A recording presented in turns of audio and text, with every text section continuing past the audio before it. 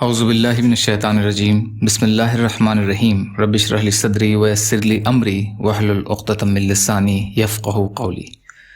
4 ربیع الاول اسلامی تاریخ، حضرت عیسیٰ علیہ السلام کی پیدائش۔ قرآن میں اللہ تعالیٰ نے حضرت عیسیٰ علیہ السلام کے ناموں کا ذکر مختلف اعتبار سے 59 مرتبہ کیا ہے۔ ان کی پیدائش اللہ تعالیٰ کی قدرت کی ایک بہت بڑی نشانی ہے۔ ایک دن حضرت مریم علیہ السلام کسی ضرورت کی وجہ سے بیت المقدس کی مشرقی جانب گئی ہوئی تھیں کہ اچانک ایک فرشتے نے یہ خوشخبری دی کہ اللہ تعالیٰ تم کو ایک بیٹا عطا فرمائے گا جس کا نام عیسیٰ بن مریم ہوگا۔ حضرت مریم علیہ السلام نے کہا، میری تو شادی بھی نہیں ہوئی، لڑکا کیسے ہوگا؟ فرشتے نے کہا، اللہ کا فیصلہ ایسا ہی ہے اور یہ اللہ کے لیے آسان ہے۔ پھر ایسا ہی ہوا کہ حضرت عیسیٰ علیہ السلام بغیر باپ کے پیدا ہوئے۔ جب لوگوں نے دیکھا تو بہت تعجب کیا اور کہا، مریم تم نے یہ کتنا بڑا گناہ کیا ہے؟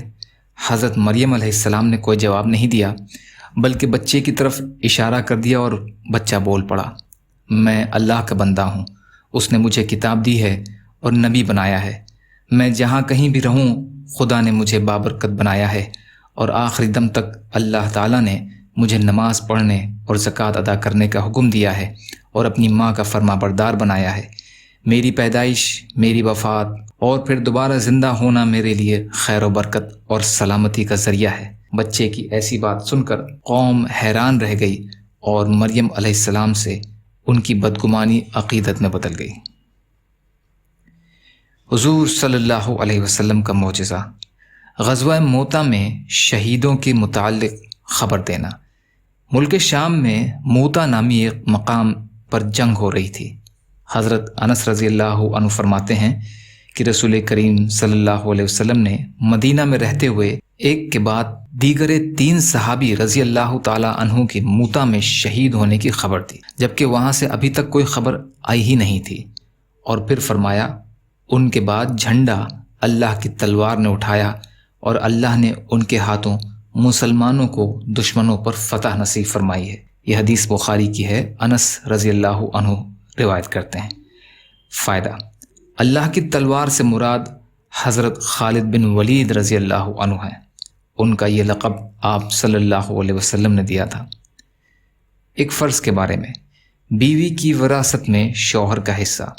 قرآن میں اللہ تعالیٰ فرماتے ہیں، تمہارے لیے تمہاری بیویوں کے چھوڑے ہوئے مال میں سے آدھا حصہ ہے جبکہ ان کی اولاد نہ ہو، اور اگر ان کی اولاد ہو تو تمہاری بیویوں کے چھوڑے ہوئے مال میں تمہارے لیے چوتھائی حصہ ہے، تمہیں یہ حصہ ان کی وصیت اور قرض ادا کرنے کے بعد ملے گا۔ سورہ نساء کی آیت کا ترجمہ۔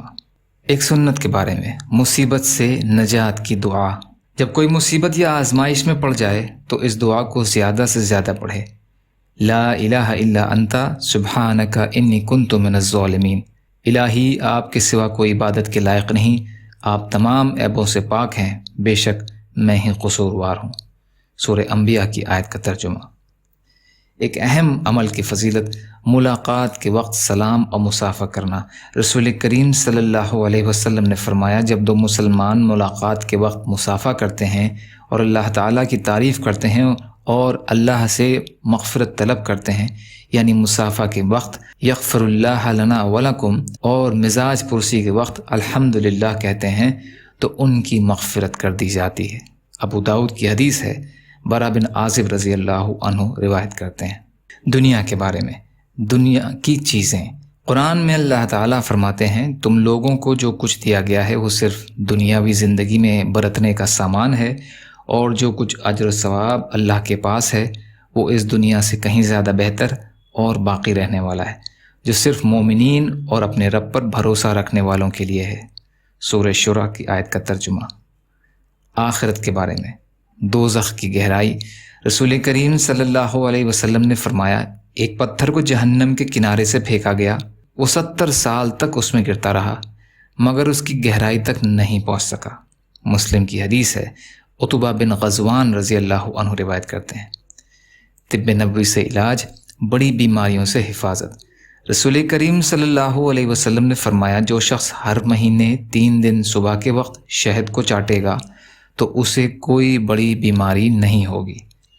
ابن ماجہ کی حدیث ہے، ابی ہریرہ رضی اللہ عنہ روایت کرتے ہیں، نبی اکرم صلی اللہ علیہ وسلم کی نصیحت، رسول کریم صلی اللہ علیہ وسلم نے فرمایا جب تم میں سے کسی کو چھینک آئے تو الحمدللہ کہے، تو تم اس کے لیے یرحمک اللہ کہو، اور اگر وہ الحمدللہ نہ کہے تو تم یرحمک اللہ نہ کہو۔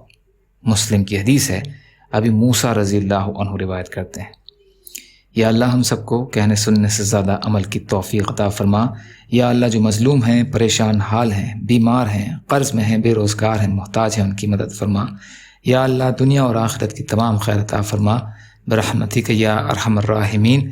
لا الہ الا اللہ محمد رسول اللہ۔ السلام علیکم۔